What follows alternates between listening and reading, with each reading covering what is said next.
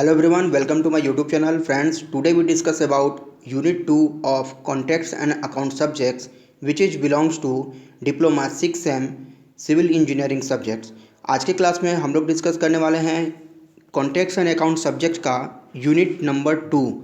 Unit 2 का ये पहला टॉपिक है जिसमें 2.1 में हम लोग डिस्कस करने वाले हैं कॉन्ट्रैक्ट्स का definition, objects of contracts and requirement of valid contract. ये 3 टॉपिक के बारे में डिस्कस करेंगे। तो वीडियो स्टार्ट करने से पहले चैनल पर अगर नए हैं तो चैनल को जरूर सब्सक्राइब कर ले, क्योंकि आपको यहाँ पर पूरे यूनिट का, पूरे सब्जेक्ट का यूनिट वाइज यहाँ पर आपको वीडियो मिलने वाला है। तो नॉलेजफुल वीडियो के लिए हमारे चैनल को जरूर सब्सक्राइब कर लें। ठीक है, स्टार्ट करते हैं आज का क्लास। देखिए, कॉन्ट्रैक्ट का डिफिनेशन क्या होता है। कॉन्ट्रैक्ट का मतलब ये हुआ, contract is an undertaking by person or firm to do work under certain term and condition. मतलब कॉन्ट्रैक्ट एक अंडरटेकिंग होता है किसी पर्सन द्वारा जो कि काम करने के लिए under certain term and condition, किसी टर्म एंड कंडीशन के तहत किसी पर्सन द्वारा कोई काम करने की सहमति होता है, अंडरटेकिंग होता है, एक लेटर होता है, एक फॉर्मेट होता है। जैसे आपको दिया गया कोई काम करने के लिए, जैसे कहा गया कि ठीक है आप इस सब्जेक्ट का नोट्स बना करके लाइए, आप कह दिए, मौखिक रूप से कह दिए कि ठीक है हम बना लेंगे, लेकिन नहीं बना के लाएंगे तो सामने वाला कुछ कर नहीं सकता है, तो आपको रिटन फॉर्म में वही चीज़ें मांगा जाता है। तो उस पर टर्म एंड कंडीशन लिखा रहता है कि अगर नहीं बनाएंगे तब क्या किया जाएगा। ठीक है, तो उसके लिए होते हैं कि कुछ टर्म एंड कंडीशन, वो टर्म एंड कंडीशन डिपार्टमेंट द्वारा निर्धारित किया जाता है। तो वो अंडरटेकिंग होता है, किसी पर्सन द्वारा लिया गया अंडरटेकिंग होता है जिसके अंदर में काम करने के लिए टर्म एंड कंडीशन के लिए सहमति होती है उस सामने वाले पर्सन की। ठीक है, या फिर इसको ऐसे डिफाइन कर सकते हैं, contract is an agreement between the two parties under specific term and condition on which a contractor undertake the execution of work for certain amount of the owner or from the department concerned in the case of government works. ठीक है, आप ऐसे भी इसको define कर सकते हैं कि कॉन्ट्रैक्ट क्या होता है, एक एग्रीमेंट होता है दो पार्टी के बीच में under specific term and condition के लिए।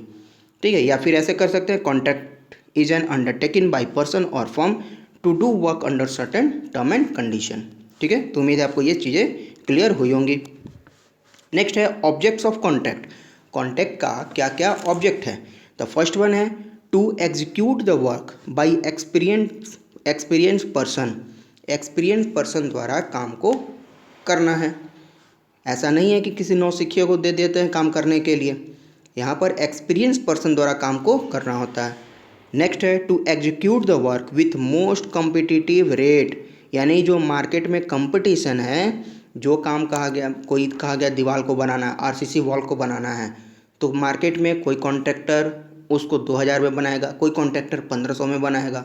तो जितने कॉम्पिटिटिव रेट में, ऐसा नहीं कि रेट भी सस्ता कर दे और सामान भी हमको ख़राब मिल जाए, नहीं, सामान भी अच्छा हो, मतलब बनाने में भी स्ट्रेंथ से कंपेयर नहीं कर सकते उसको, स्ट्रेंथ हमको सेम चाहिए, ग्रेड सेम चाहिए और रेट भी कम चाहिए, तो कॉम्पिटिटिव रेट पर उसे काम कराना होता है। To do work as specification के तहत में काम करना होगा। And last one is to use latest machinery and technique, latest machinery और टेक्निक का इस्तेमाल करके काम को करना होता है। ठीक है, तो इसके 4 ऑब्जेक्टिव हैं। ये 4 ऑब्जेक्टिव हैं। कौन कौन ऑब्जेक्टिव के बारे में, to execute the work by experience person द्वारा काम करना, to execute work most competitive rate पर काम को करना, to do work as specification, जैसा स्पेसिफिकेशन है उसके अकॉर्डिंग काम करना, and to use latest machinery and technique, जो भी आधुनिक मशीनरी और टेक्निक है उसके हेल्प से काम को करना होता है। ठीक है, ये हो गए इसके ऑब्जेक्ट। नेक्स्ट डिस्कस करते हैं कि requirements of valid contract. Valid contract के लिए क्या क्या रिक्वायरमेंट्स होनी चाहिए। ऐसा नहीं है कि किसी भी पेज पर कुछ भी लिख करके हम दे देते हैं तो वो मान्य हो जाएगा, नहीं, ऐसा नहीं होता है। हर चीज़ का एक तरीका होता है, सही तरीका होता है जिसके तहत उसको फॉलो करना होता है। ठीक है, तो कॉन्ट्रैक्ट के लिए क्या क्या रिक्वायरमेंट वैलिड होनी चाहिए, वैलिड कॉन्ट्रैक्ट के लिए क्या क्या रिक्वायरमेंट होनी चाहिए, उसके लिए 5-6 पॉइंट है। फर्स्ट ऑफ वन है contract in writing. Contract in writing का मतलब है contract should be in writing and should be signed by both parties, that is owner and contractor. मतलब जो काम करना है उसको लिखा होना चाहिए, लिखित रूप में होना चाहिए, वो तो ठीक है, किसी कागज़ पर लिखित रूप से होना चाहिए। कागज़ भी आपको जो भी रजिस्ट्री स्टैम्प होता है वो उस टाइप का कागज़ होता है, उस पर दोनों पार्टीज द्वारा, एक ऑनर और दूसरा जो ऑनर है और दूसरा जो कॉन्ट्रैक्टर है, दोनों का उस पर साइन होना चाहिए। पहले तो राइटिंग फॉर्म में होना चाहिए, क्या काम करना है, कोई आरसीसी वॉल बनाना है, कोई बिल्डिंग बनाना है, कोई कैनाल बनाना है, उसको तो राइटिंग फॉर्म में लिखना है। और राइटिंग फॉर्म में लिखने के बाद पार्टीज और ऑनर, जो भी ऑनर है, जो काम सौंपा है और जो काम करने वाला है, दोनों का उस पर साइन भी होना चाहिए। ठीक है, तो पहला पॉइंट तो ये है जो कि आप जानते हैं। ठीक है, दूसरा है सब्जेक्ट मैटर, विषय वस्तु। सब्जेक्ट मैटर का मतलब है विषय वस्तु। इसका मतलब है the subject matter of agreement must be legal and definite. मतलब ऐसा नहीं हो कि जो काम पॉसिबल ही नहीं है उसको करने के लिए कोई कॉन्ट्रैक्ट बनाया जाए। जो पॉसिबल है, जो डिफिनिट है, लीगल है, उसी के लिए कॉन्ट्रैक्ट बनाना होता है। It should be easy to understand, not too complex understand and execute. ऐसा काम नहीं उस पर लिखना है जो कि समझ में ना आए या फिर उसको किया ही नहीं जा सके। जैसे कोई कॉन्ट्रैक्ट अगर ऐसा बनता है कि आपको 3 मंजिला इमारत 10 दिन में तैयार करना है, इसका कॉन्ट्रैक्ट अगर आरसीसी का बनाने जाएं तो 10 दिन में कोई भी 3 मंजिला इमारत नहीं बनता है। तो ऐसा नहीं करना है, वो लीगल होना चाहिए, डिफिनिट होना चाहिए और समझ में आए और एग्जीक्यूट भी होने लायक हो। ऐसा ही कॉन्ट्रैक्ट हम लोग को क्या होता है, बनाना होता है।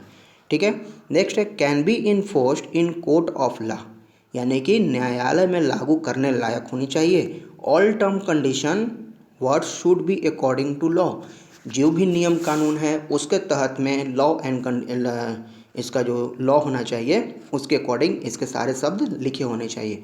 ऐसा नहीं होना चाहिए कि लॉ से बाहर जो नियम कानून में है ही नहीं उसका वर्ड्स यूज किया गया हो इस कॉन्ट्रैक्ट वाले पेज में। ठीक है, तो तीन टॉपिक के बारे में यहाँ डिस्कस किए। कॉन्ट्रैक्ट इन राइटिंग, कॉन्ट्रैक्ट जो भी है उसको लिखित फॉर्म में होना चाहिए और दोनों का साइन होना चाहिए, ऑनर का और कॉन्ट्रैक्टर का, यानी जो मालिक है और जो काम करने वाला है, दोनों का साइन होना चाहिए। विषय वस्तु पर यह है कि जो उसमें लिखा गया है वो आसानी से समझ में आए और काम होने लायक हो, इस बात को उसमें मेंशन किया गया हो। एंड थर्ड पॉइंट इज न्यायालय में लागू होने लायक उस बातों को लिखा होना चाहिए कि जो आपका नियम कानून कहता है उसी के अकॉर्डिंग उन्हीं शब्दों का इस्तेमाल किया गया उसमें। तो ये थे आपके 3 पॉइंट। और इसके बाद से 3 पॉइंट है parties must be competent. Parties must be competent मतलब जो पार्टीज काम को लिया है वो सक्षम हो, पार्टी जो है सक्षम हो काम करने में। The party signing the contract should be competent enough to carry out work, मतलब जो पार्टी काम को लिया है काम को करने में सक्षम हो। कई बार ऐसा होता है कि पार्टी ने काम को करने के लिए हामी तो भर दिया लेकिन वो काम करने में सक्षम है ही नहीं, या फिर और जगह भी वो काम लिया हुआ है, इस काम के लिए उसको टाइम मिला ही नहीं।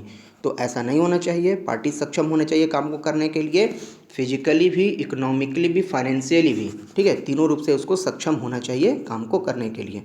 ठीक है, नेक्स्ट है free consent of parties. Parties के बीच का फ्री कंसेंट यानी सहमति होनी चाहिए। Both parties must give their free consent. Both parties मतलब एक ऑनर और दूसरा जो कॉन्ट्रैक्टर है, तो दोनों पार्टीज के पास में सहमति होनी चाहिए to do the work as per agreement contract. जो एग्रीमेंट बना है, जैसे ऑनर ने कहा, ऑनर का ये एग्रीमेंट बना होगा कि आप 25% काम कीजिए, 25% पेमेंट मिलेगा, और 25% काम होने के बाद पेमेंट वो दिया ही नहीं ऑनर पार्टी, ऑनर जो है कॉन्ट्रैक्टर को, तो काम को बंद करवा देता है। तो दोनों का ये फ्री कंसेंट होना चाहिए, दोनों का ये सहमति होनी चाहिए।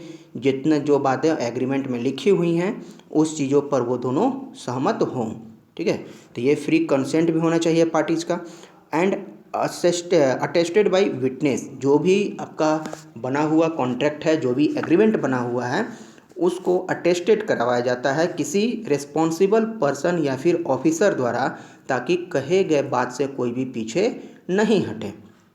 कोई भी contract should B attested bye responsible person और ऑफिसर, किसी ऑफिसर या फिर रिस्पॉन्सिबल पर्सन द्वारा उस चीज़ को अटेस्टेड करा लिया जाता है, ताकि ना तो कॉन्ट्रैक्टर उस बात से पीछे हट पाए और ना ही ऑनर उस बात से पीछे हट पाए।